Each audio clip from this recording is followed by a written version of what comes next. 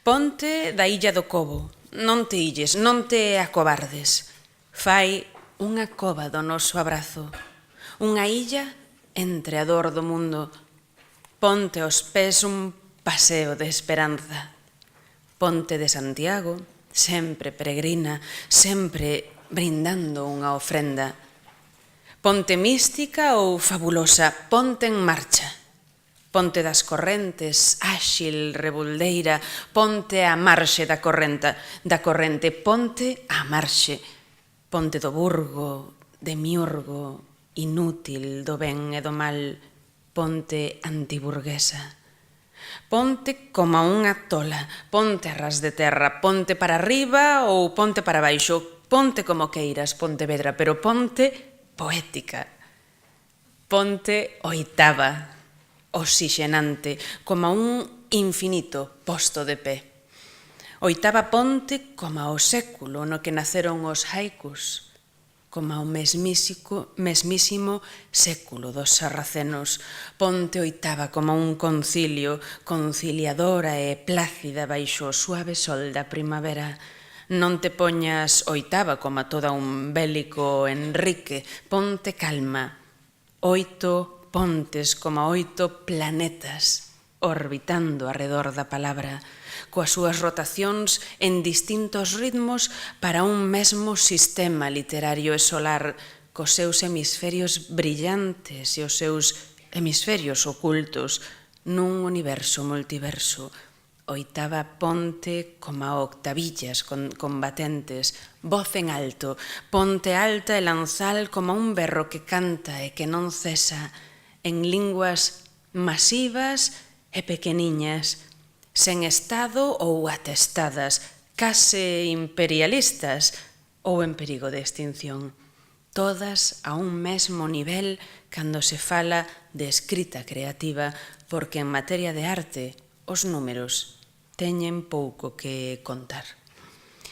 Hoxe volvemos cruzar unha vez máis esta ponte dende hai 8 anos e facémolo grazas á enerxía da que nos fornece a Concellaría de Cultura de Pontevedra, Carme da Silva e Carmen Fouces coa súa implicación entusiasta e xenerosa, grazas ao traballo irredento do Ateneo de Pontevedra, a ollada de Carmen Hermo, o labor arreo de Carlos Fontes, a acollida dun entrañabilísimo teatro principal e as librerías da cidade.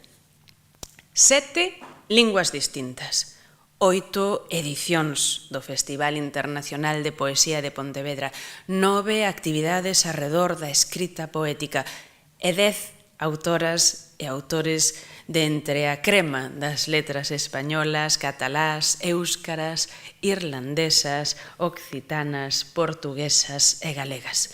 Benvidos, pois, benvidas á clausura da que foi a 8ª edición desta radiante ponte poética, a que nos fai esperar por cada abril por raios 1000, por 1000 poemas brillantes cos que xa parecemos saudar cada ano a primavera.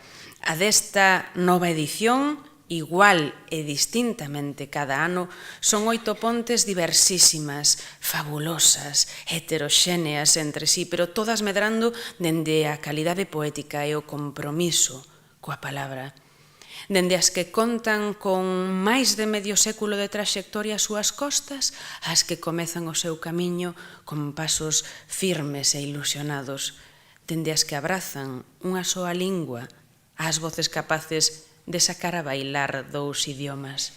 Riqueza nos estilos literarios, diversidade en todo o espectro do sistema sexo-xénero, dende as que escriben no segundo idioma máis falado do mundo, ata as que o fan nun que conta os seus falantes case cos dedos. Dende as voces que sachan campos menos abonados aos que regan a planta do seu Premio Nacional. Convídovos, así pois, por 8ª vez a cruzar as pontes destas voces literarias, porque sempre paga a pena o que atoparmos ao outro lado, porque o que parece afastado sempre se pode reunir. Comecemos a camiñar, pois, esta ponte suavemente, aos poucos, cunha entrada lene nas costas da palabra poética. E por iso que parte a nosa ponte dunha praia, a da Area de Bon. Non lonxe de alí, hai 36 anos, nacía esta bueuense que, tras licenciarse na Universidade de Vigo, coleccionaría premios Xuventude Crea e premios Rosalía de Castro de Cornellá como a quen recolle cunchas polos areais de Beluso. Mais axiña aprendería que, ás veces, entrar na poesía é máis deshabitar unha casa, ou trocaría palabras comúns por nomes de fume. E aínda así, sólidos xestos foron os que saudaron a saída do seu primeiro poemario no pasado ano co deslumbramento de quen asiste a unha nova e resplandecente voz. Inaugura esta ponte poética Míriam Ferradáns.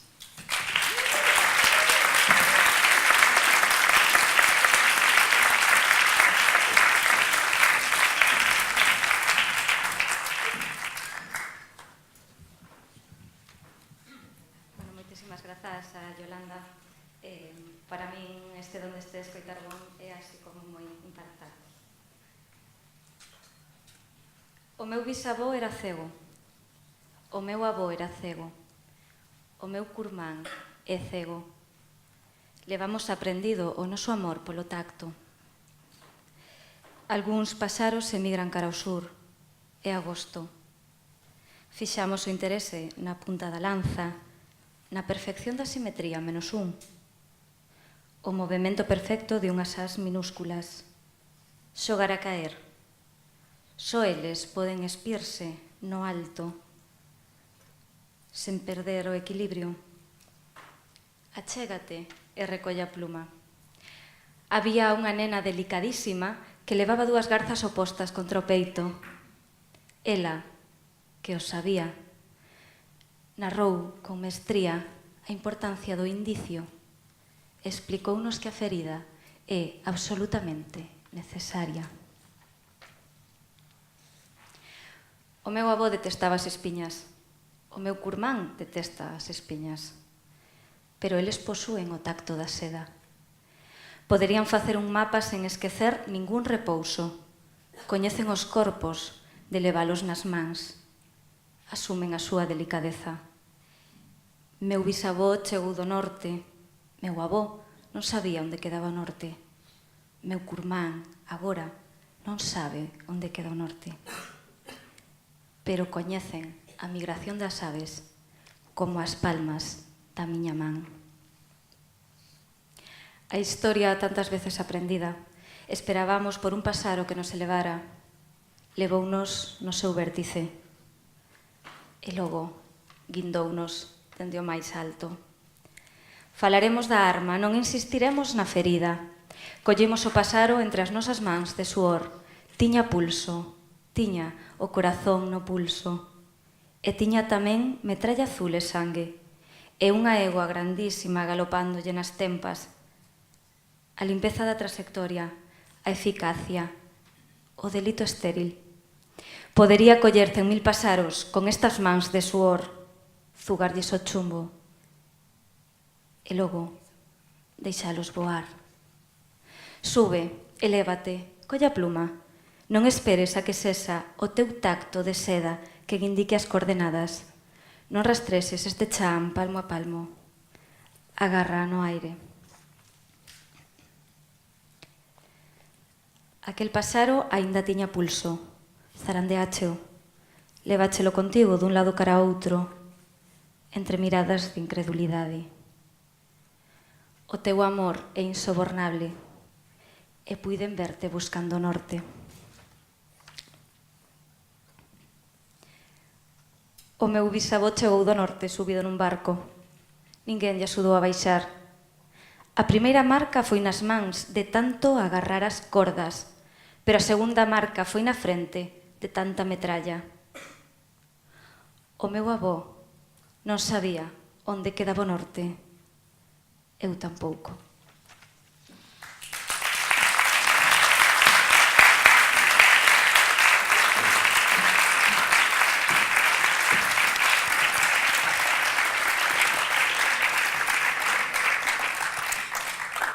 A seguir, A ponte colle impulso para se elevar dende as suaves praias do Morrazo en liña recta cara ao norte ata alcanzar os abruptos cantís da verde Irlanda.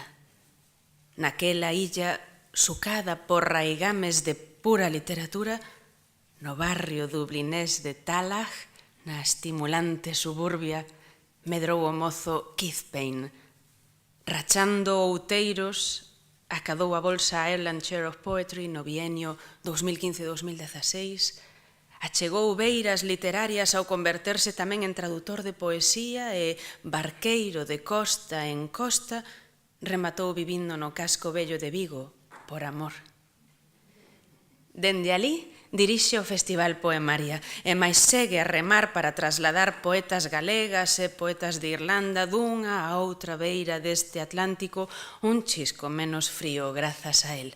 Escoitamos agora a Keith Payne.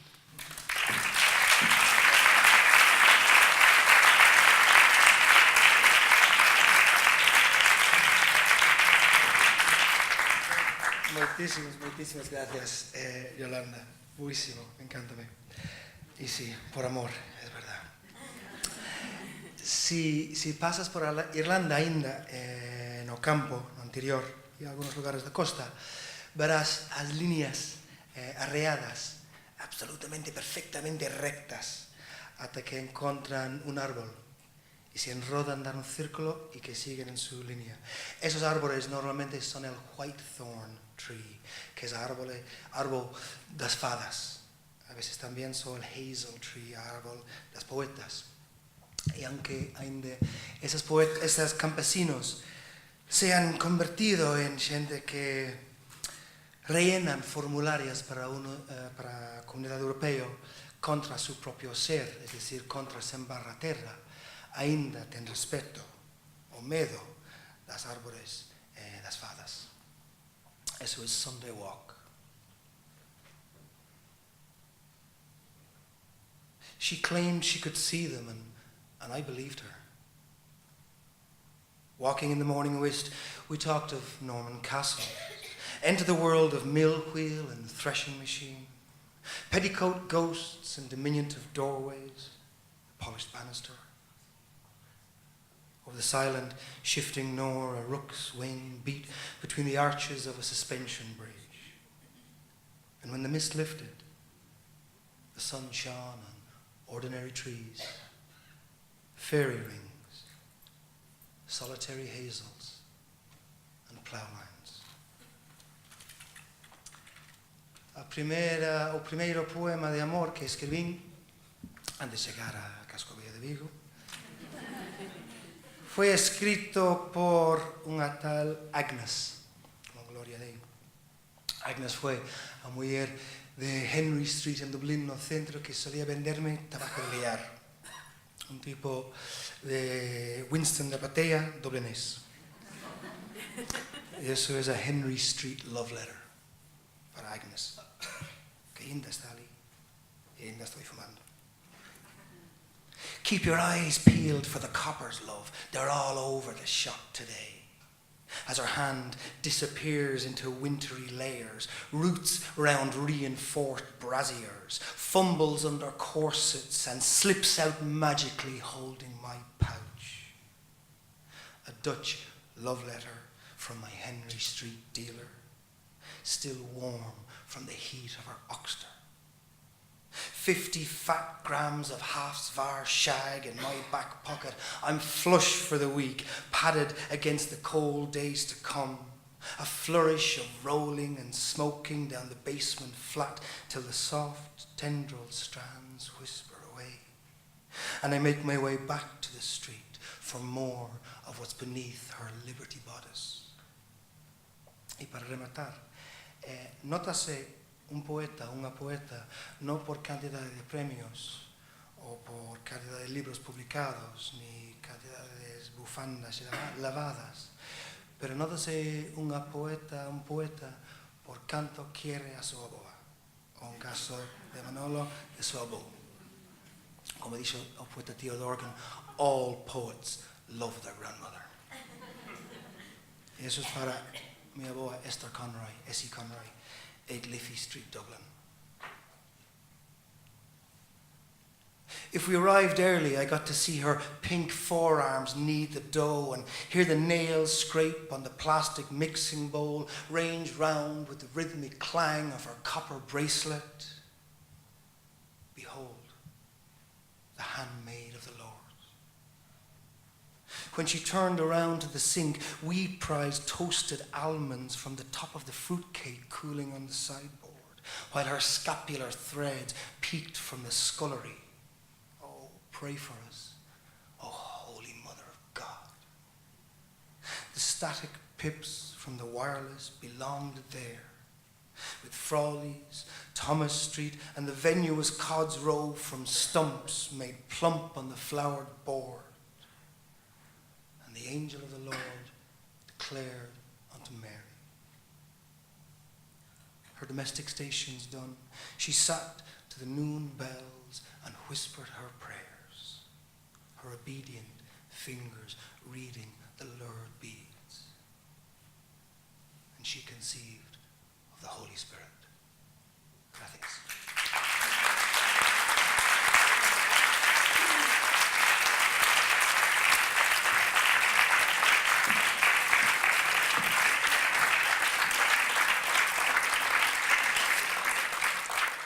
Dende os acantilados da Bella Eire non é tan difícil que a nosa ponte trace un arco ata se pousar na beira-mar do País Vasco francés. Volves entón unha ponte non demasiado alta, pero sí robusta, construída en pedra e a vez chea de ollos para mirar. É a ponte de Saint-Sprit, en Baiona, a que tantas veces contemplaron as pupilas de Icharo Borda. Unha carteira que, licenciada en Historia, dende a súa oficina postal se inspiraba para escribir dende relatos detectivescos ata pastorais. As súas páxinas viaxaban coma cartas en franqueo ata centos de lectores e lectoras, hoxe crónicas, onte artigos de periódico, mañá letras de cancións. E hoxe ven tamén ata aquí a entregarnos unha misiva en forma de poema no seu éuscaro francés. É un gusto atravesar a nosa ponte da man de Icharo Borda.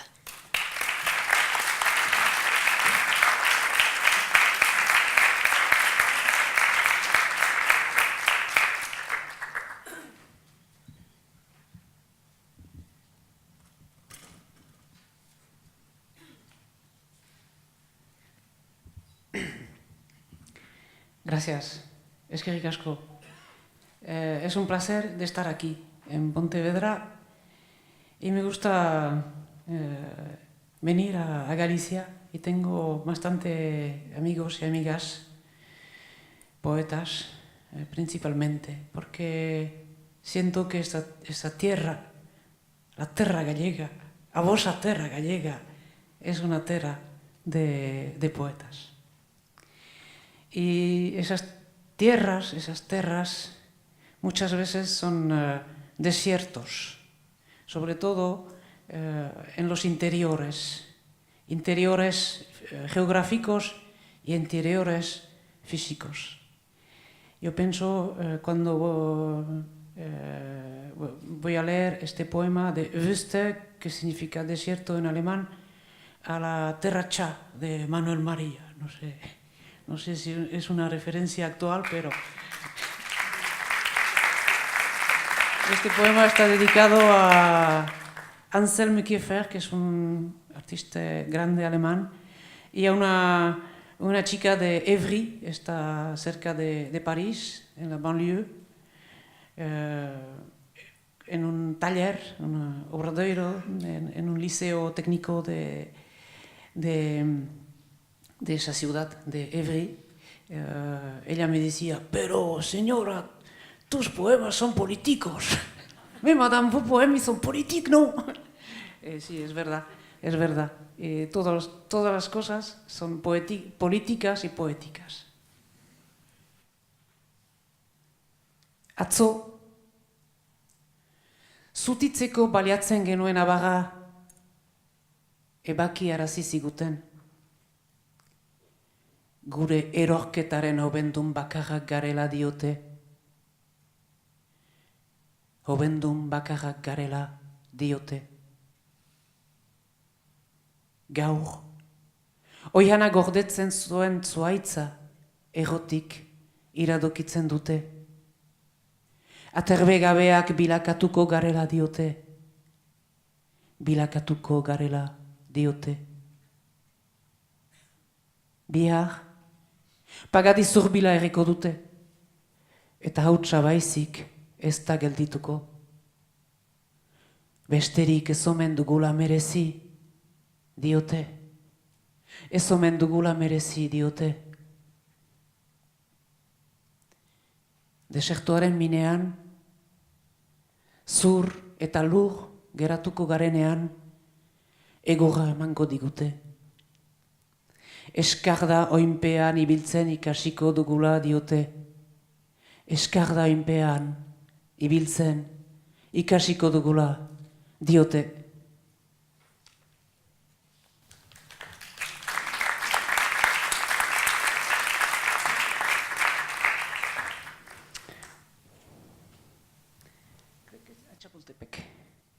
Chapultepec. Pasamos al otro lado del Atlántico,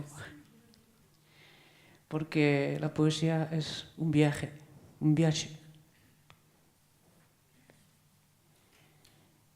Emakumea izan arren, klitoriaz eta faluz mentsaz harako munduak kantatzeko eskubidea aldarrikatzen dut. Hemen. Gudari totelken memoria bermatu nahi nuke, adibidez. Edo poesia bat idatzi, Teotihuacaneko lurgorrian bildu silex beltzaren indarraz. Emakumea izan arren, ez nazazuela gorroto ditudan sukalde dorpe eta tepuetan ehortzi. Ilargiaren piramidean beheran ator. Sakrifizio olde zahararen odola, zain handuetan bezala. Emakumea izan arren, koiote lumadunak maite ditut, krimena eta zigorra, tren luzeak, Antonio Gamonedaren iskribuak, Txus Patoren emetala liburuko hitz erreka salbaiak, politikaren zentzuak eta zentzuen politikak. Ez nazazuela feminitatearen intimitate hats bahitu hankartzela. Hauxe da ene aldarria, hemen eta gaur.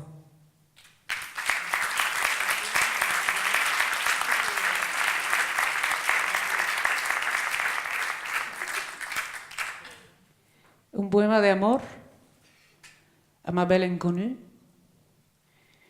poquito machista.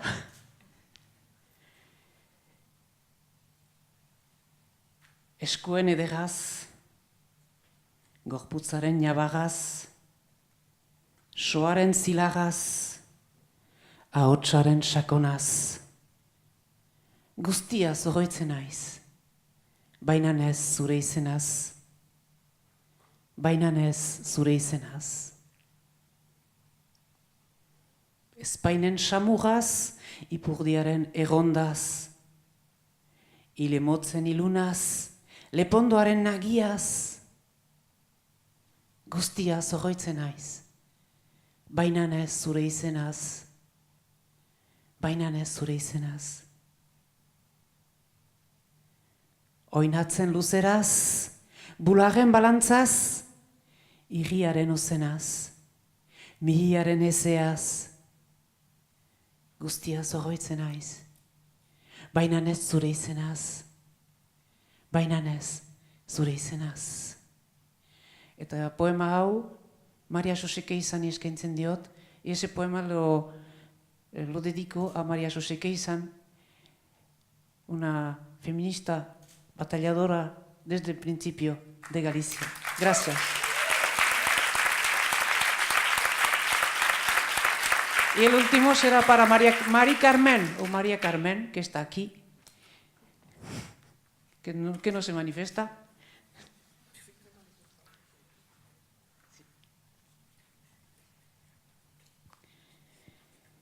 Urre ziren bazterrak, zurzuri ostoak, iraztorrak, iragan neguko simistak, erdibitu zuhaitzak. Urre putzuan amildu zitzaidan, haserrea. Zilar ziren zeruak, lizarrabarrak ibaiegian, iragan urteko karroinak bildu belar mihiak. Zilar putzuan jabaldu zitzaidan haserrea. Berunt ziren urratsak, haritzeroak ote artean, iragan mendeko elorrak, estali elge hilak. Berun putzuan, ezabatu zitzaidan, haserrea. Eskerrik asko, gracias.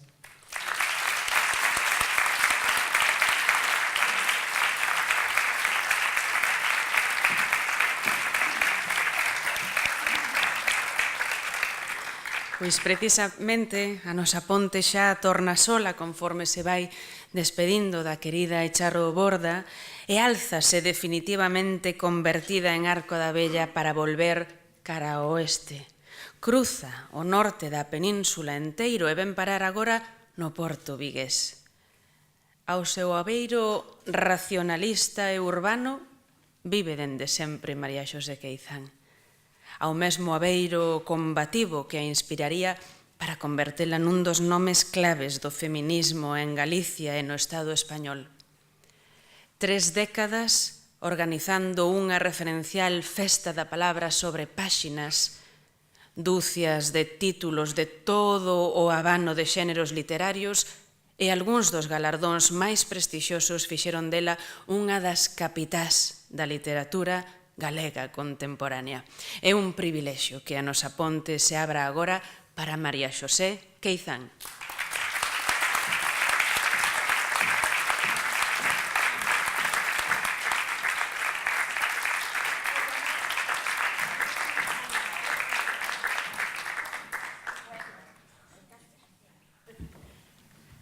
Bueno, boas tardes. O primeiro que quero facer é darlle as gracias a Yolanda Castaño por ter organizado esta maravillosa ponte e tamén a todas as que colaboran con ela neste acto que verdadeiramente son moi amables e doulles desde aquí moitas grazas e moitos ricos.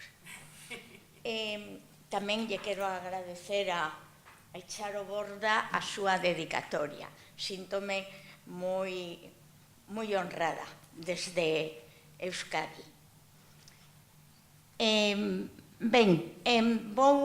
Acabo de encontrar un libro e por iso vou ler algún poema del, pero acabo de encontrar o meu primeiro libro aí fora, Metáfora da metáfora.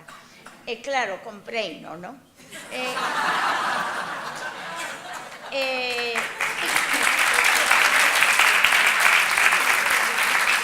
Bueno, ten historia porque é o meu primeiro libro do ano 91. A miña primeira novela é do 65, entón está moi claro que a min ríanse un pouco chamándome poeta adolescente cando publiquei este libro.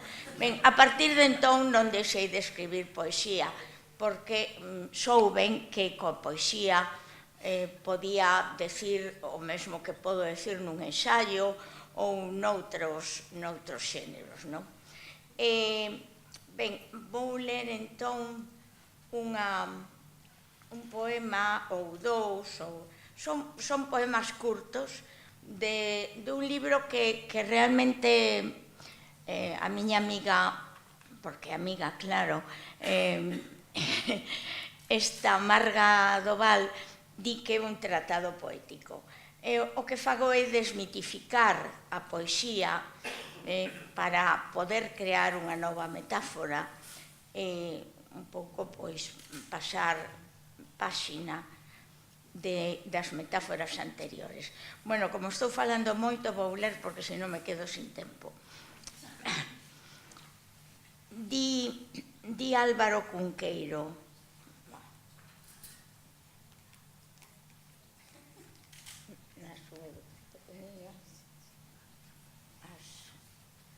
son un pouco malas de colocar estas cousas de Castelao.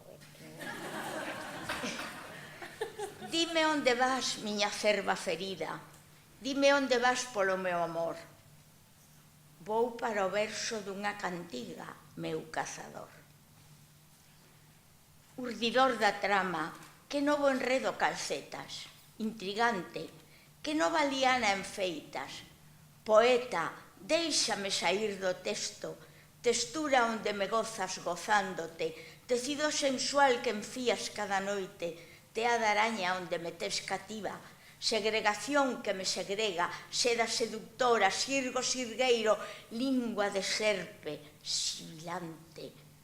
Sóplame, vólveme o ser, déixame saír do texto.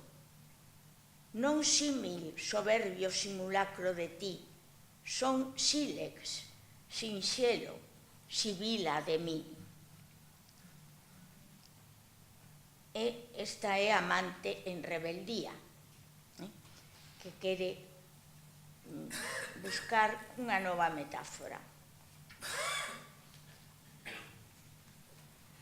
Acudide, enigmáticas fillas eternais, facedeiras do entramado telar da vida, penélopes do símbolo que dechedes a luz a palabra silenciada, voces do velo que se estende de Delfos para Balén, desde o embigo de mundo ata o confín, palabras que se alzaron como azas e resoan no ser que son e que serén. Son enigma, símbolo do que non son e son. Voz oscura, velo anubiado, sonido tecido en silencio. Feitizo. Amor? Non. Estilo poético. Son metáfora e teño o poder da creación. Ben, deixo a metáfora.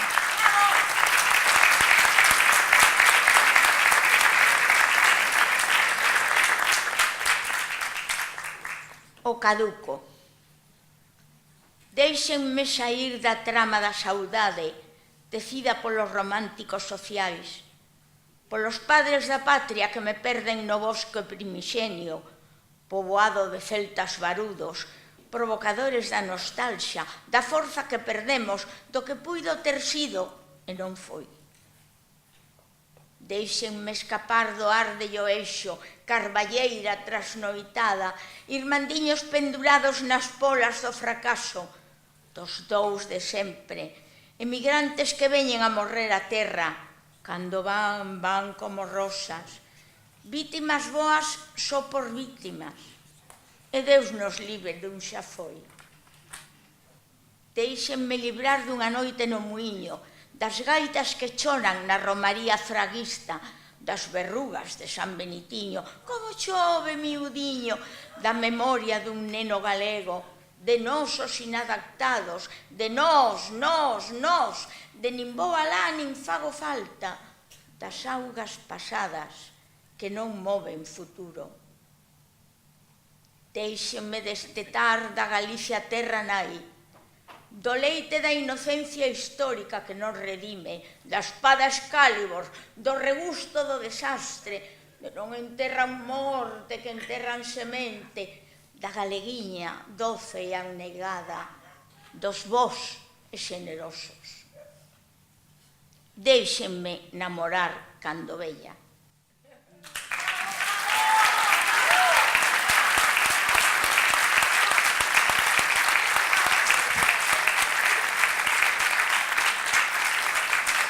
Moitas grazas.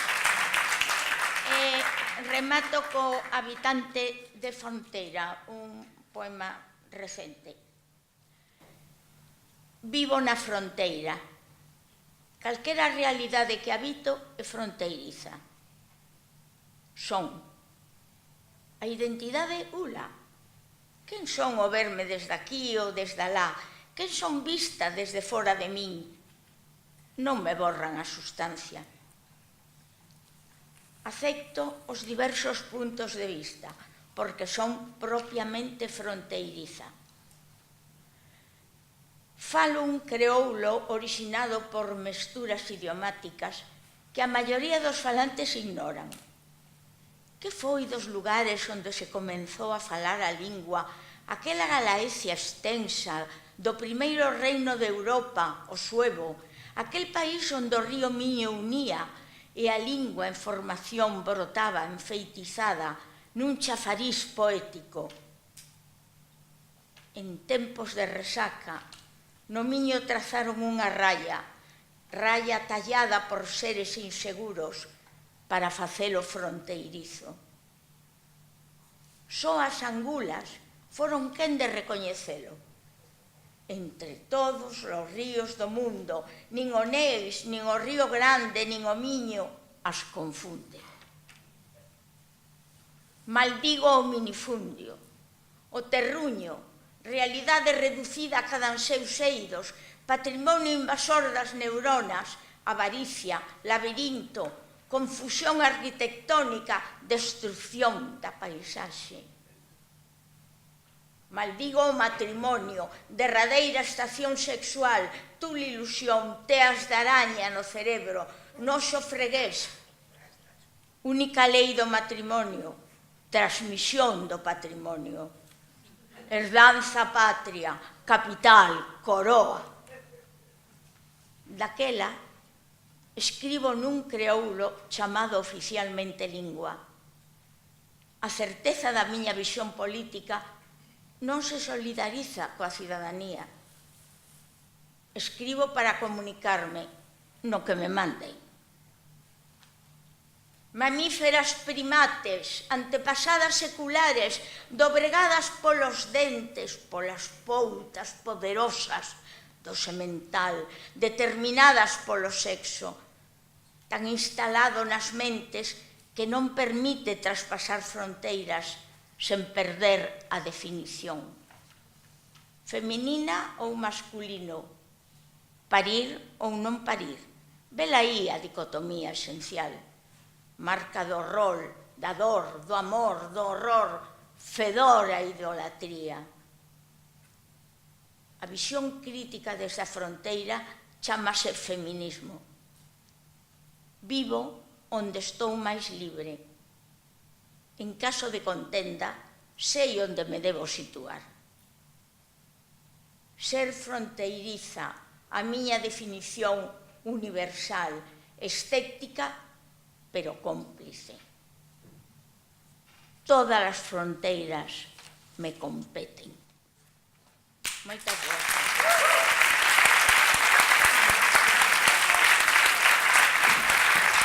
Axuda de igual.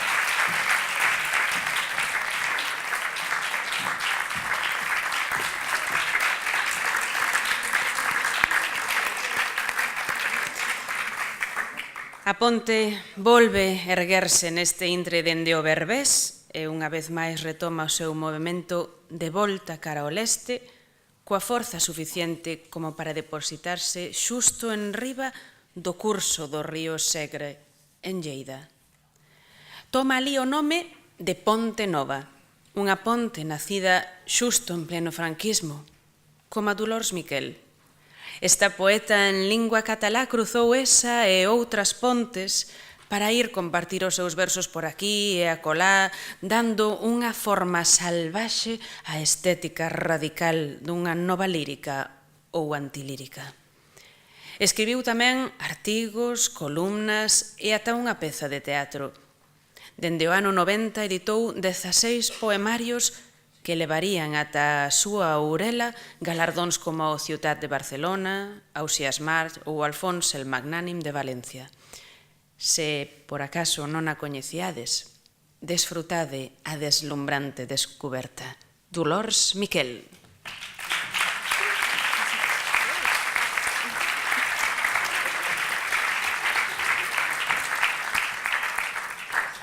Boas noites e outra vez pues, decir que estoy moi contenta de estar aquí, de compartir estos poemas con poetas tan increíbles, ¿no? Como María José, que acaba de salir, ¿no? Y me ha dejado también. Y bien, leeré solo 3 poesías. Una se llama Rosas, otra se llama La lamentación de la madre. Bueno, primero Rosas. Otra vez con la muerte, se ve que me da... Bueno, en fin. Però los otros 2 ja no, ja me voy.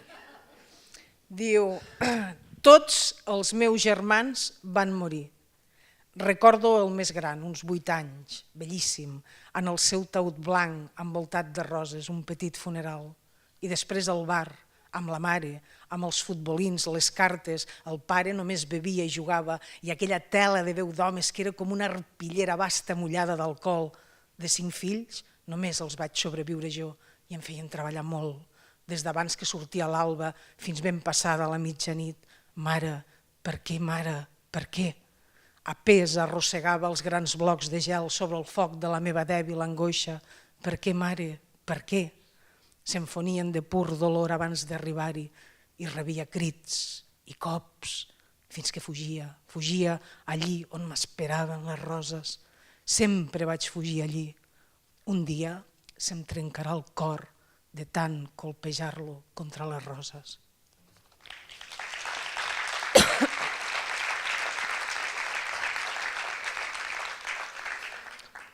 Bueno, este que voy a leer ahora es como el Stabat Mater, esos que, pues, de la madre que llora porque le van a matar al hijo en la cruz. Pero es un poco diferente, ¿no? Y entonces, en realidad es como un grito hacia la bondad, porque es que la bondad es un problema muy peliagudo en este mundo. Es muy difícil de llevar a término, ¿no?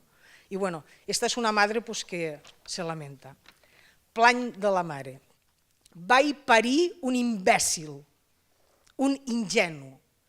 Jo el vaig fer a les meues entranyes.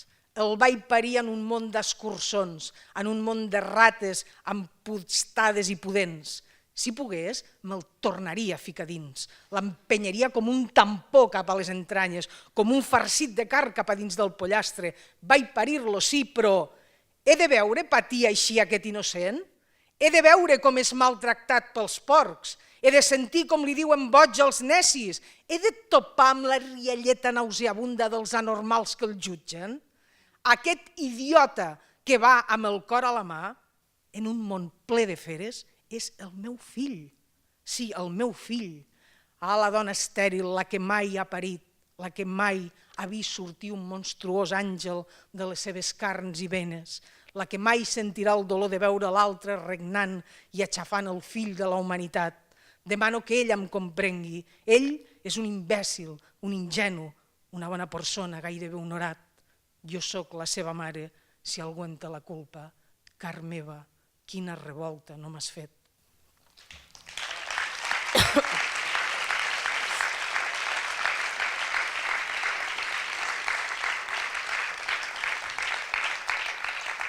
Bien, y el tercer poema es un poema que le dedico a Elías, que es así, tontín.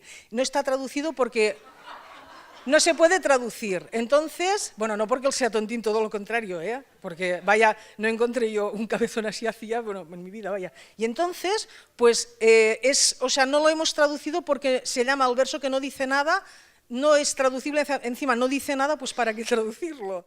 ¿No? Bueno, había mucha tradición en la poesía trovadoresca y provenzal de hacer versos así. Bueno, y dice así. Ben bé no sé pas poc que dir i poso punt on hi va pont perquè no tinc pas res a dir, que tinc un tap enmig del front i faig el vers per no dormir, que el vers s'assembla a la son.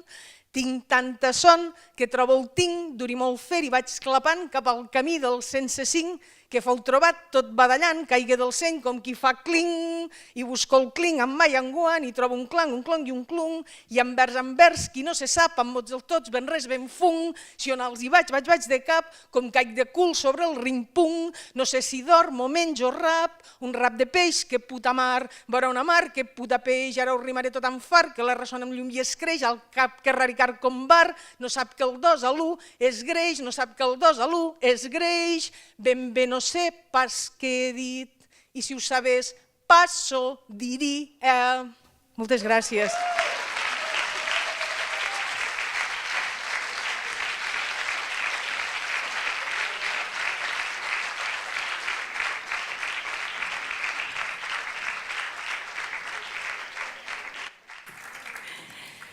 Nesta ocasión, coma nun zigzag xigantesco, a nosa ponte vólvese alzar cruzando a península de volta ata conseguir pousarse lanzal e fina sobre a maxestade do río Douro. Alí, ao seu paso pola cidade do Porto, toma o nome de Ponte de Don Luís. É fina, elegante, só aparentemente frágil. Olla cara fora e recibe atención. Tamén así é a próxima poeta que imos escoitar, unha das autoras máis destacadas e de maior proxección das últimas fornadas portuguesas. Dunha beira, como os peixes que deshabitaran o Douro, e da outra, deshabitada. Formouse entre as costas do Porto e de Londres, sucou os mares do romance, da poesía, do guión cinematográfico e da dramaturxia, ata contar 9 libros publicados, e as súas obras navegaron en tradución ás augas de Venezuela, Croacia, Colombia, Italia e España. Hoxe, despois de algúns anos tratando de que tocara Porto neste teatro, recala por fin en Pontevedra. Filipa Lial.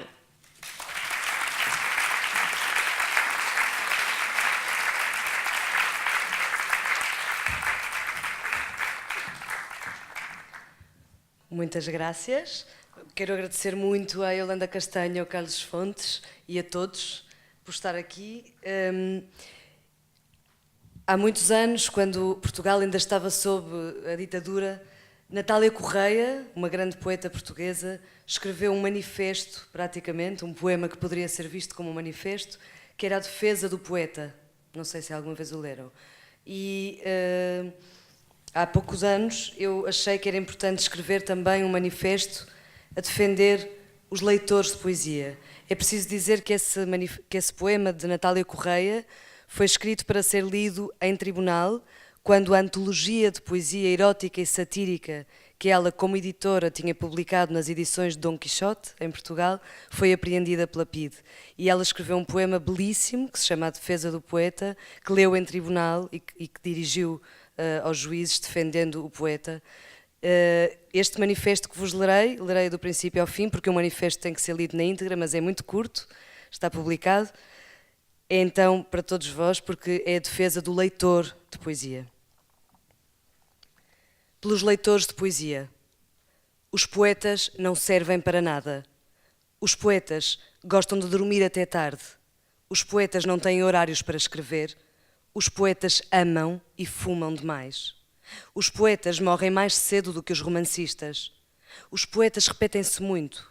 Os poetas olham para uma árvore e dizem: olha que linda árvore. Ou então olham para um cinzeiro e dizem: olha que lindo cinzeiro. Também pode acontecer com cidades e com panelas. Os poetas são os palermas, apaixonam-se dia sim, dia não, às vezes pela mesma pessoa. Chamam ao eu obsessivo dos poemas sujeito poético. É mentira. Os poetas estão sempre a falar de si mesmos. Se falam de deuses gregos ou de heróis da Bíblia, é só para disfarçar. Os poetas não têm jeito para nada. Os poetas só sabem ler e escrever. Os poetas odeiam trabalhar em escritórios, vestem-se mal e acreditam em tudo o que lhes dizem. Puxa-lhes o pé para a metáfora. Se os poetas fossem controladores aéreos, haveria tráfego de andorinhas. O ideal para um poeta é estar desempregado, em nome da segurança pública. Os poetas gastam muito papel. Por causa deles, acabam florestas. Ao menos que enchessem as páginas, pagar 10 euros por um livro quase em branco é demais. Os poetas não gostam de dar entrevistas. Deviam estar proibidos de dar entrevistas porque os poetas só dizem asneiras. Os poetas gostam de jogar matrecos e de inventar slogans. Os poetas preferem que falem com eles normalmente, como se eles não fossem poetas. Os jovens poetas portugueses não gostam uns dos outros. Insultam-se nos blogs e nas antologias. Odeiam o poder e a televisão, mas têm poder e vêem-se na televisão às escondidas. Os jovens poetas portugueses gostam de jogar ao monopólio. Estão numa batalha campal. Vão à conquista da Rua de Ceuta. Vão à descoberta da Avenida Brasil. Recusam dar a cara, como o pai, e sentem-se muito aliviados e inteligentes. Os jovens poetas portugueses têm um lado underground. Detestam poemas com palavras como mar ou amor. Não gostam de pieguices, de lirismos. Gostam de dizer caralho nos poemas. São muito ousados os jovens poetas portugueses, mas suicidam-se pouco. Mascaram-se de Rambo no carnaval e detestam poetas de gravata e poetisas de brincos. Há os poetas que não gostam de ninguém e há os que têm pena de toda a gente. Os primeiros safam-se melhor. Os segundos estão sempre a dar esmolas e a dizer poemas por todo o lado. Também há poetas com amigos poetas e poetas com amigos engenheiros que leem na praia o Financial Times. Venha o diabo e escolha. Ainda assim, há os que gostam mais de poesia do que de poetas. Ainda assim, há os leitores. Os leitores de poesia portugueses não têm sossego. Os leitores de poesia portugueses têm de estar sempre a ler romances para não parecerem ignorantes. Um romancista pode dizer a um poeta: não li o seu livro, desculpe, é que não gosto muito de poesia. Um poeta não pode dizer a um romancista: não li o seu livro, desculpe, é que não gosto muito de romance. A poesia também é literatura. O leitor de poesia não é menos leitor do que o leitor de romance. O leitor de poesia não é menos culto do que o leitor de romance. Ser leitor de poesia não é um defeito. Ser leitor de poesia não é ter lido menos. A literatura não é um concurso de palavras. A literatura não se faz com fita métrica. Não obriguem o leitor de poesia a ler o que não quer, a não ser que se comprometam a ler poesia também. E nem assim. O leitor de poesia tem o direito de não ler os romances na íntegra, como o leitor de romance lê um poema aqui, outro ali. O leitor de poesia tem o direito de só ter lido Tolstói, ou Thomas Mann, ou Clarice Lispector, ou Philip Roth, ou nenhum deles. O leitor de poesia tem o direito de não conhecer as novidades. A poesia também é literatura. Para o leitor de poesia, o herói do romance fala demais. O poeta não é mais preguiçoso do que o romancista. O poeta é mais silencioso. A poesia também é literatura. O leitor de romance pode só saber falar de romance, mas o leitor de poesia não pode só saber falar de poesia. Fica-lhe mal. Ofende as bibliotecas dos seus contemporâneos. O leitor de romance lê meia dúzia de versos e parece um especialista. O leitor de poesia tem mais dificuldade em disfarçar. Por isso, o leitor de poesia está sempre com medo que lhe perguntem: leste o último do... O leitor de poesia tem o direito de responder não e de perguntar: e tu, leste o último da... A vida do leitor de poesia é um inferno. Quando um leitor de romance diz ao poeta que vai ler o seu livro, o poeta deve mostrar-se agradecido. Quando um leitor de poesia diz ao romancista que vai ler o seu livro, não faz mais do que a sua obrigação. Ser um cidadão informado é ver telejornais e ler romances. Ser um cidadão alienado é ver telejornais e ler poesia. A poesia também é literatura. Os poetas não servem para nada. Os poetas só servem para ser lidos. Em tempo de indigência, manifestemo-nos a favor dos leitores de poesia. Manifestemo-nos pelo direito de não gostar de ler romances. Manifestemo-nos pela liberdade do leitor e do leitor de cassetes. Morra a prosa, morra PIN. Muito obrigada. Obrigada. Boa noite.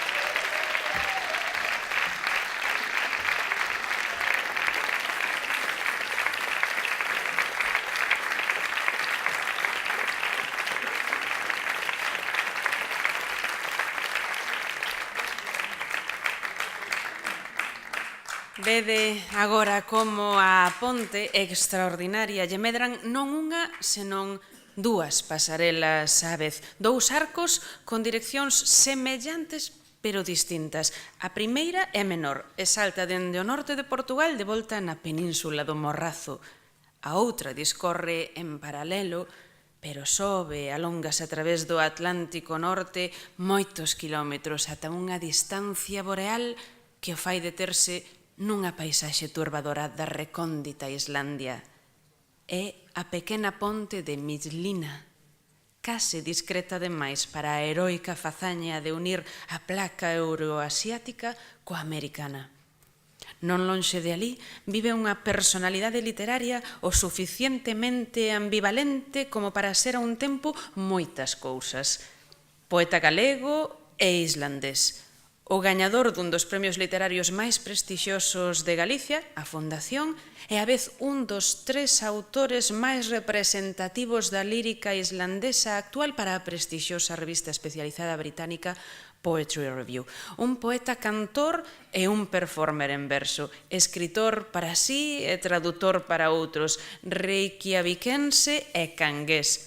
Todo iso nun só corpo que bracea nadando entre un bazar de traidores. El é Elías Portela.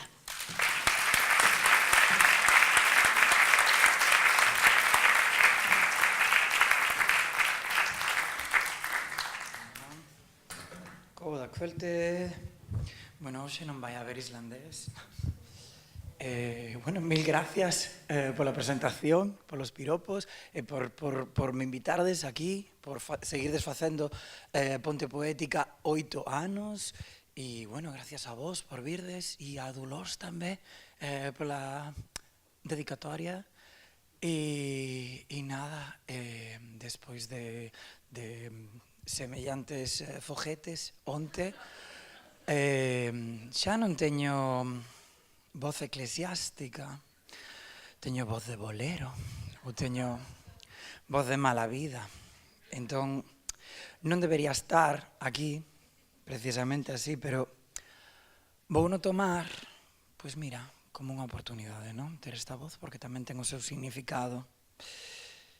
E, claro, os 3 poemas que vou ler van ser de seguido. Quero tomalos como eses contidos, ese coñecemento, esas cousas que a xente, e especialmente as xeracións, decide transmitir ou non transmitir ou tapar entre xeración e xeración. E, bueno, e se resulta que nesta transmisión se corta a miña voz, pois tamén será significativo, non? Vale. O aforcado verde aínda funciona como unha ameaza cadente. Aínda funciona como un celeiro esmeralda, velando dende as nubes, gardando o licor da sega verde entre as costelas. É un reloxo a piques de caer, unha campá madurando coa morte. Pulcherrima rosalba gloriosa, candidus flos lanternarius in nocte, tiara regalis lumini ornata. Memoria.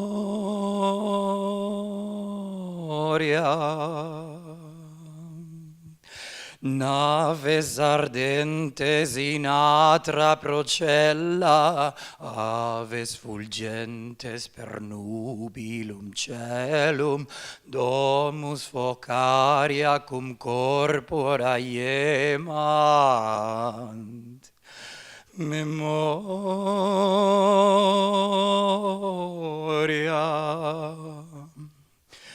Fons solus ad juventutem bibendum enim.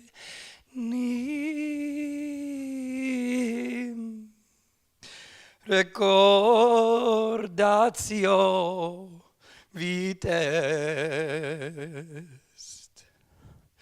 Scientia perspicua preclara magistra, aureus liber victoriarum omnium, mater dulcedinis anima ductrix. Memoria.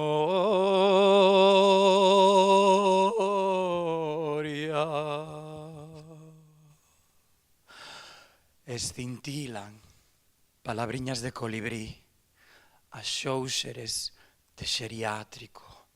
Non, non, non, non, non. Non é a morte, é a bendición do esquecemento.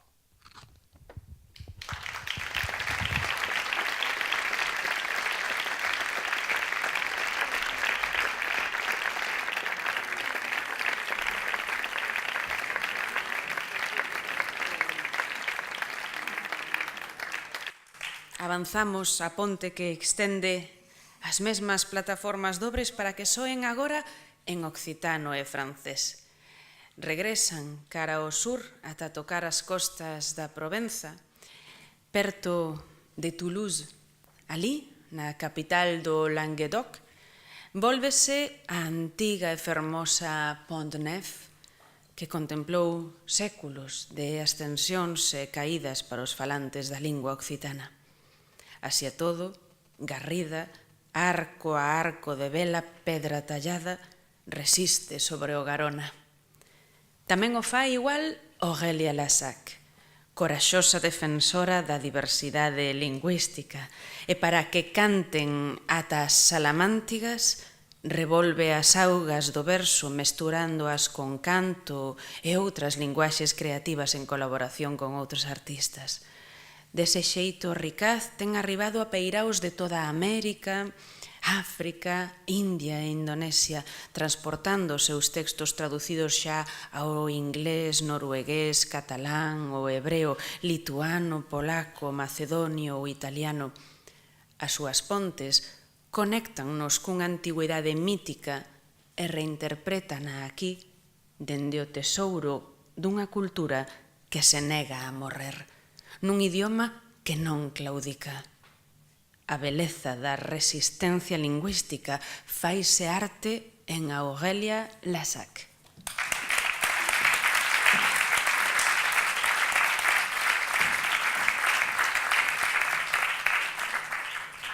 Gracias, Yolanda. Y gracias por la traducción.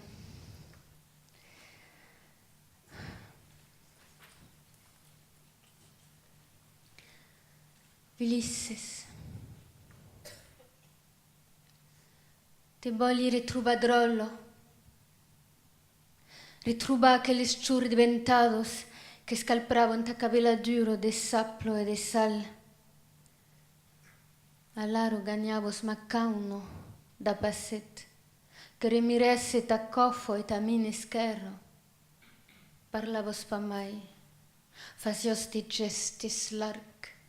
L'usulel d'intun eschino fazios moure las umbros e tape la bireino. Volienguliamas mande drolie d'arietta nucco, purtata caro come in calissi e danza come in sec. Voli frega tumpe di napusco freddo e che turire me devore. Voli durmi, cambelios. E che lai cabros develen lussere per annunziare a sero. Te voli beire parti e demura sul, per reculier al bruch de lai campanos animalos, lai perlos, de saplo e de sal casudos de tus pelses.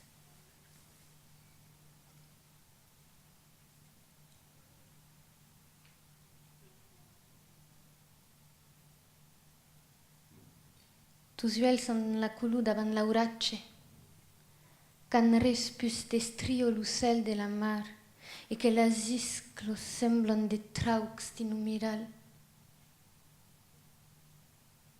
Es aieu aro, de purtalucop. Ta canta per la rasigo e te planta, di muncos questo fruccio, che pelos am tas unglos, per ne suca la pelle la masticada passet, abans tenem beure luciuc, pei de tasta la car, trisa luclos, clu mescla de salivo, entro che nen demore res mas de eu.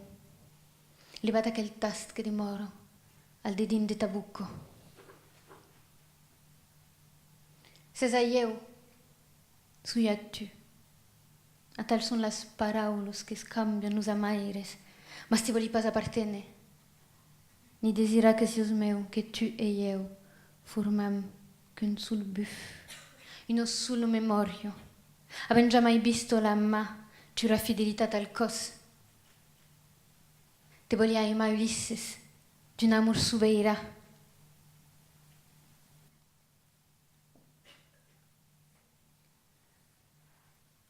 Adium paure, adium paure, adium paure, carnaval. Tu temas, eu namori. Adium paure, carnaval.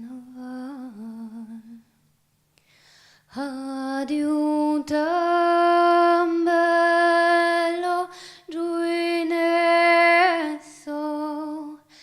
vaite sios pru divertit, azancamba ti ricesso, aroten debes repenti. Adieu tu che te cialamo, che desios vista dura. Adieu li, so que escampamos, arola, rodo a vira. Adieu viei paire difficili, lucarem es arriba, es lucho de la justicia. Adieu a tu que vas crevar, tout l'un peuple de saludo, el s'entorne, tu temas, da darriere ores vengendo. Adium paure, carnaval.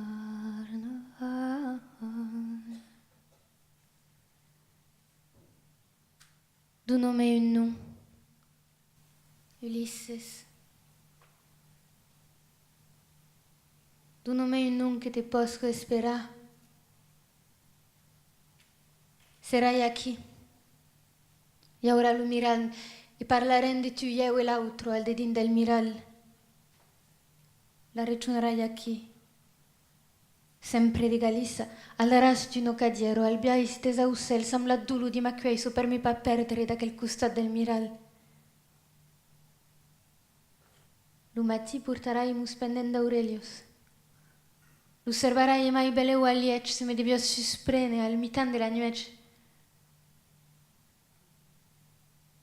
Ma sei pa de nu. Così sau precalo d'entre ello u eu veglio.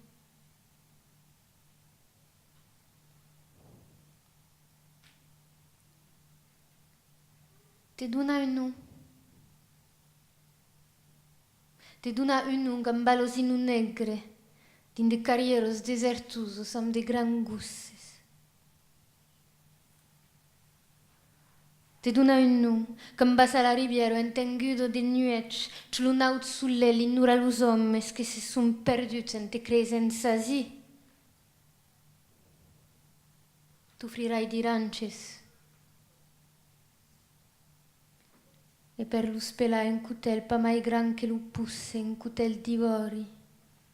Qu'aurai raubat aprep la battaglia, lo present d'un defun a un altro fenno, e ti caldrà pensa a ello. a sus lençols fred al trauc dins appoggio alla plaça del Cutel. T'offrirai di bruts d'erbos, che avrai servat l'un temps uma solo, che creisson aqui un repauso nos cosses, e se chiglion come dei sentinelos al chi te più un saccavola fuggido.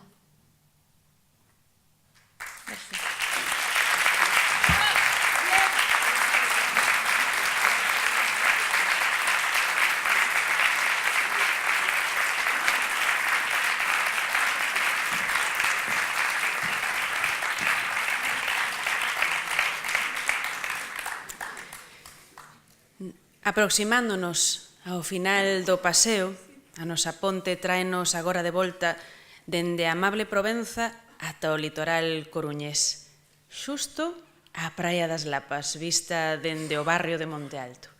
Foi a visión que adubiou os ollos de quen estaría chamado a se converter nun dos nomes fundamentais da nosa literatura. Co-director dun bo barco con luces, dende que botara a revista poética clandestina Loia, compatibilizou o xornalismo coa poesía, o ensaio e a narrativa, acadando o Premio Nacional deste último xénero en 1996. Todo un pobo da noite, do descoñecido ao descoñecido, fixo desaparecer a neve a través da boca da terra, dende de amor e desamor ata hoxe mesmo. O galego mariñeiro de letras máis viaxadas polos 7 mares do mundo enteiro atraca esta tarde en Pontevedra e é agasallo para os nosos ouvidos emocionados lembrar que comezou na escrita xusto remando a barca da poesía. A ela regresa. Tempo para Manuel Rivas.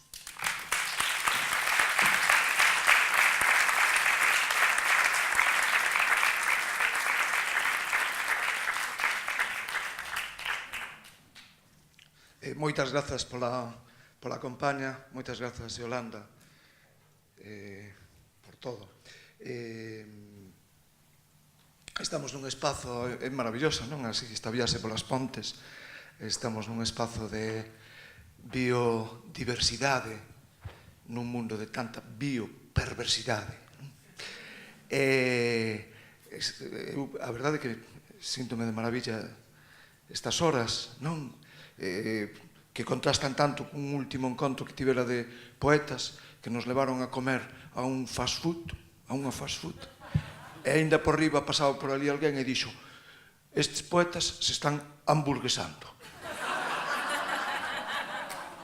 En fin. Ben, da boca da terra, as amantes, as dúas mestras coruñesas, Marcela e Elisa, que casaron en 1901 e perseguidas puideron reencontrarse na Argentina.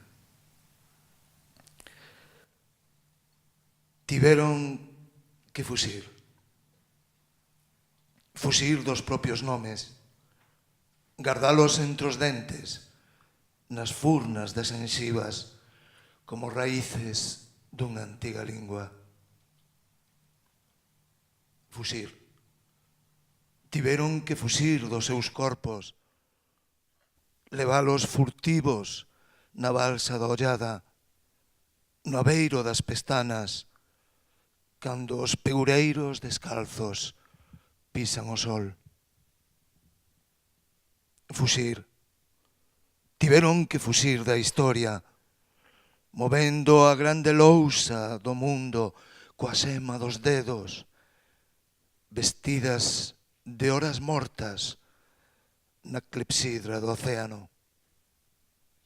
Tiveron que fuxir do berce para poder nacer, das palabras para poder falar, arder cara adentro nun frío de loito, para poderse ver na profundidade aloucada dos espellos. Fuxir. Tiveron que fuxir. Fuxir do amor para poder amarse.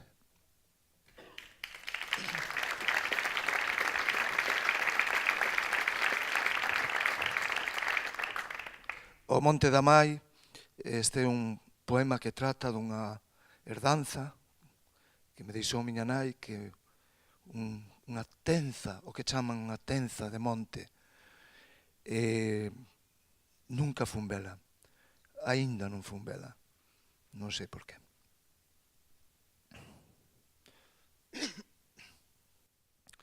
Herdei da miña nai un anaco de monte que nunca visitei. Adío sempre o día de tomar posesión, mais a terra incógnita, escoita inclinada, e ten boca, sabe de min, envía información. Non é nada, din, un cacho de bouza e un piñeiro vello aleixado que o lóstrego tronzou. Así que agora teño ceo tamén, o corpo esgallado do vento e un lampo furioso, soterrado, espetado cabeza abaixo no meu catastro co seu rancor de anxo.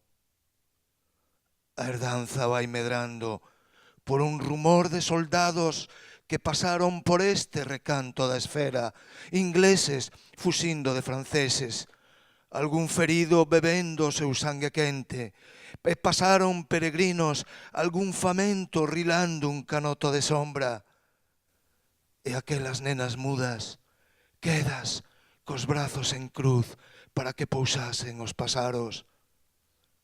Todo iso é meu. Non é de ninguén máis, din con algo de retranca, é todo teu, de día e máis de noite, todo teu.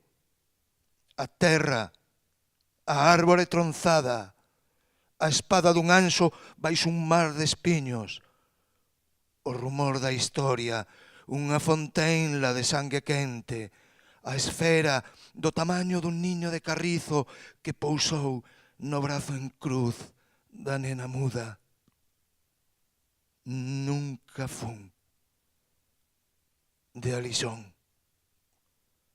Lévoa dentro de min, a terra escondida, dentro dela, escondido.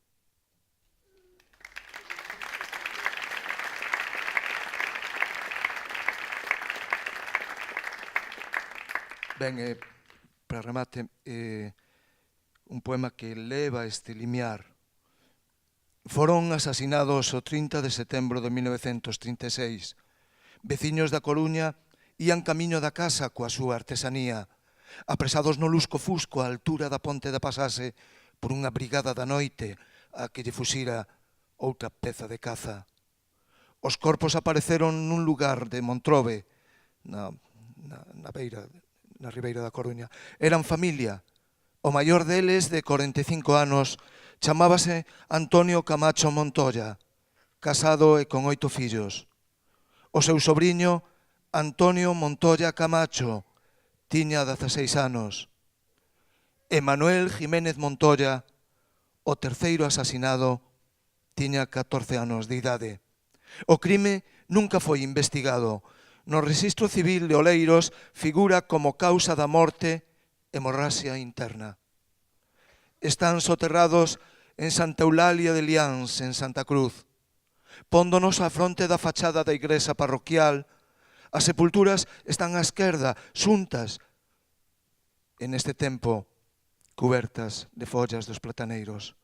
De algún xeito, están na fronteira, en terra de ningures, no limbo do Camposanto, a carón dos inocentes, das pequenas sepulturas das crianzas, dos anxos.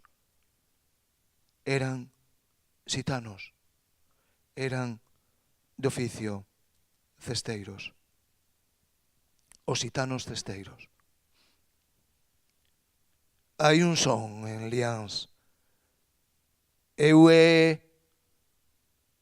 son os pés que non queren pisar. Eu son as follas que caen no oco da guitarra.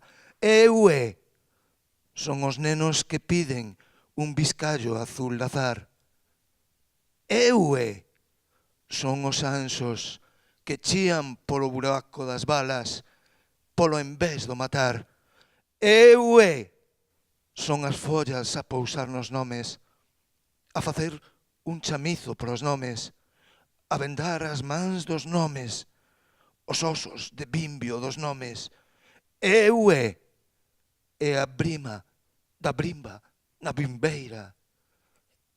Eu é o xeito de facer un cesto, un pase, a patela. Eu é os bimbios a cimbrar os rinchos dos círculos roubados. Eu é o son de todo o que os cestos levaron. Eu é o andar das nais das cousas, apañar os círculos primeiros, o sol, a lúa, a boca, o froito, o pan, a danza, o almeiro do cesto. Eu é a pola do baleiro, o niño trenzado da ave do soño, o xeito de facer un cesto. Antonio Camacho Montoya, Antonio Montoya Camacho, Manuel Jiménez Montoya, o xeito de facer un cesto. Jiménez Camacho, Manuel Montoya, Antonio Camacho, Jiménez Camacho, Antonio Montoya, Montoya, Montoya, Jiménez, Jiménez Camacho, Camacho, Camacho, Antonio, Antonio, Antonio, Manuel, Antonio Camacho, Jiménez, Montoya. Eu non a o. Eu non a o. Eu non a o. Gracias.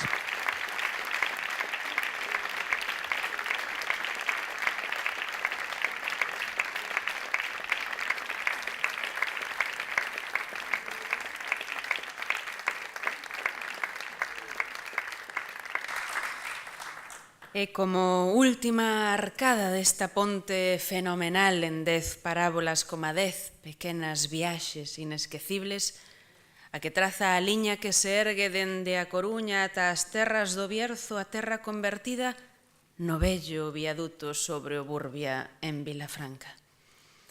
Resistindo dende hai tantas décadas, nos seus tempos gloriosos fora un paso capital para o tráfico entre Galicia e a Meseta. Revestida de formigón armado a súa aparente delicadeza, ese trasfego inspirou a infancia do fillo do panadeiro. Esa ponte atravesada sen descanso polas rodas da bicicleta de quen alimentaría de pan toda a vila e de amor un fillo tocado polos dons da plástica e a palabra. Ese fillo de panadeiro que medraría escribindo poemas a carón da chuvia, logo en outono xunto ao Val do Bierzo, ou outro lado do Atlántico en Chile, ao carón da tumba de Keats, na eterna Roma, no claustro, nunha casa vermella que lle faría sumar o prestixioso Adonais, o Jaén de Poesía ou o Gil de Viedma, o Premio Nacional de Poesía. De feito, dende entón, a marcha imparable deste tamén premiadísimo e celebrado gravador tivo que atrasar a súa tan esperada chegada a Pontevedra pola feliz concesión onte mesmo dun novo e crucial galardón, o Premio Castilla y León de las Letras. Cruzamos esta última e maravillosa ponte levados pola voz de Juan Carlos Mestre.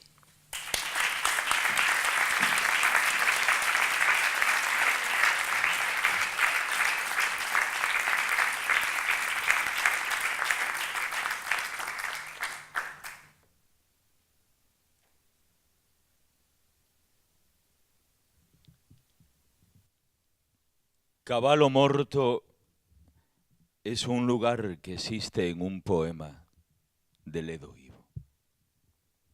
Un poema de Ledo Ivo es una luciérnaga que busca una moneda perdida. Cada moneda perdida es una golondrina de espaldas posada sobre la luz de un pararrayos.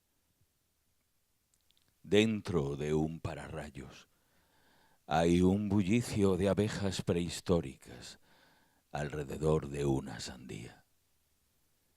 En Cabalo Morto las sandías son mujeres semidormidas que tienen en medio del corazón el ruido de un manojo de llaves. Cavallo Morto es un lugar que existe en un poema de Ledo Ivo.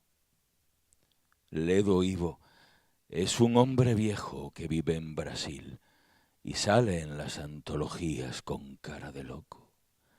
En Cavallo Morto los locos tienen alas de mosca y vuelven a guardar en su caja las cerillas quemadas, como si fuesen palabras rozadas por el resplandor de otro mundo.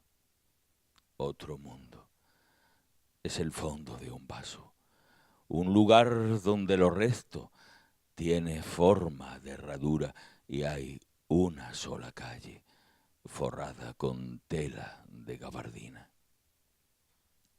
Cavallo Morto es un lugar que existe en un poema de Ledo Ivo. Un lugar que existe en un poema de Ledo Ivo es un río que madruga para ir a fabricar el agua de las lágrimas. Pequeñas mentiras de lluvia heridas por una púa de acacia. En Cavallo Morto los aviones atan con cintas de vapor el cielo, como si las nubes fuesen un regalo de Navidad. Y los felices y los infelices suben directamente a los hipódromos eternos por la escalerilla del anillador de gaviotas. Cavallo Morto es un lugar que existe en un poema de Ledo Ivo. Un poema de Ledo Ivo. Es el amante de un reloj de sol que abandona de puntillas los hostales de la mañana siguiente. La mañana siguiente es lo que iban a decirse aquellos que nunca llegaron a encontrarse. Los que aún así se amaron y salen del brazo con la brisa del anochecer a celebrar el cumpleaños de los árboles y escriben partituras para el timbre de las bicicletas. Cavallo Morto es un lugar que existe en un poema de Ledo Ivo. Ledo Ivo es una escuela llena de pinzones y un timonel que canta en el platillo de leche. Ledo Ivo es un enfermero que venda las olas y enciende con su beso las bombillas de los barcos. En Cavallo Morto todas las cosas perfectas pertenecen a otro. Como pertenece la estrella, la tuerca de la estrella marina, el saqueador de las cabezas sonámbulas y el cartero de las rosas del domingo, a la coronita de luz de las empleadas domésticas. Cavallo Morto es un lugar que existe en un poema de Ledo Ivo. En Cavallo Morto, cuando muere un caballo, se llama a Ledo Ivo para que lo resucite. Cuando muere un evangelista, se llama a Ledo Ivo para que lo resucite. Cuando muere el Ledo Ivo, llaman al sastre de las mariposas para que lo resucite. Háganme caso. Los recuerdos hermosos son fugaces como las ardillas. Cada amor que termina es un cementerio de abrazos y Cavallo Morto es un lugar que no existe.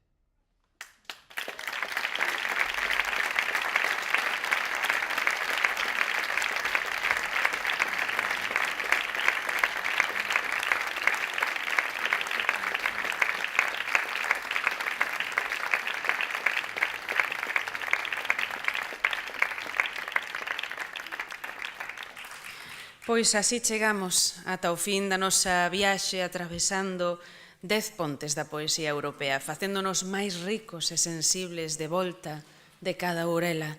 Enrolamos a pasarela ata dentro dun ano máis, quedándonos nos ollos a beleza do camiño, a igualdade da diferenza, a emoción. Como cada lectura construe unha nova ponte baixo os nosos pasos e como esas táboas nos axudan a non caer. Quedannos as súas páxinas, as súas rúbricas, se tedes a ben aproveitar a feliz ocasión para levar algún volume dos que poñen á venda as librarías Paz e Metáfora ás portas do teatro, os seus ecos nos nosos ouvidos, xa para sempre facendo parte da memoria deste festival. Grazas de novo ao Ateneo de Pontevedra, o Concello, o Teatro Principal, as presentadoras e presentadores cos que puidemos contar nestes días inesquecibles, os colaboradores e colaboradoras, as poetas, enxeñeiros e enxeñeiras de camiños elevados, tan sólidos como transparentes, pero sobre todo a vos, moi agarimoso público de Pontevedra e de outros recantos, que asistides coa mesma curiosidade intelectual, capacidade para o abraio e xenerosidade cada ano. Grazas de corazón porque sen vos non existirían os piares desta ponte. Sede moi felices, tede boas lecturas e ata o vindeiro 2019, moi boas noites.